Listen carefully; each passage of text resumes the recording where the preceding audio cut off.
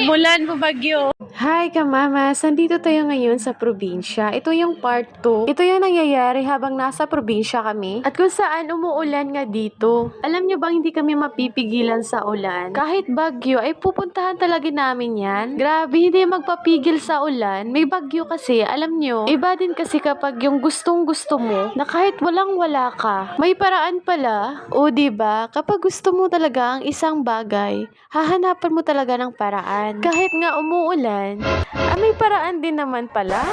Mahaba nga kasi yung kwento. Hindi ko na nga ito pahabain. Alam nyo, hinatid nga pala namin si Lolo, yung part 1. At pagkatapos nga namin hinatid si Lolo, ay pumunta nga pala kami sa mga kamag-anak namin dito sa probinsya. Syempre marami sila. Hindi ko na pala ma-mention yung mga kamag-anak ko kasi nga marami sila. Uy, marami. Grabe mamas, abot tenga yung ngiti ko. Dahil nga welcome na welcome kami dito sa mga kamag-anak namin. At hindi lang kami welcome, pinakain pa kami ng marami.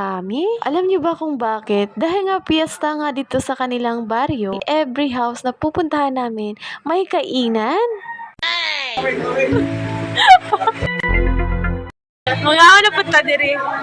Lain dito, lain na po diri. Hello, diba? Nang nilang pagkaon. Tita. Say hi, Day! Hi!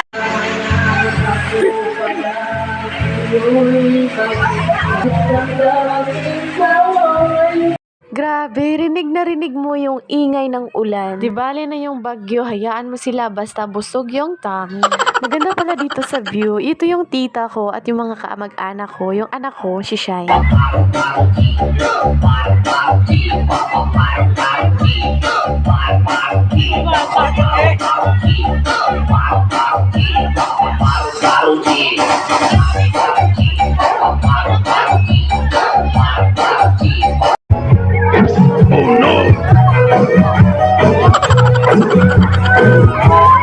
Grabe, tuwang-tuwa ako nito kay kuya. Alam mo kasi umuulan, hindi siya tumitigil, sasayaw talaga siya. Nakainom kasi si kuya.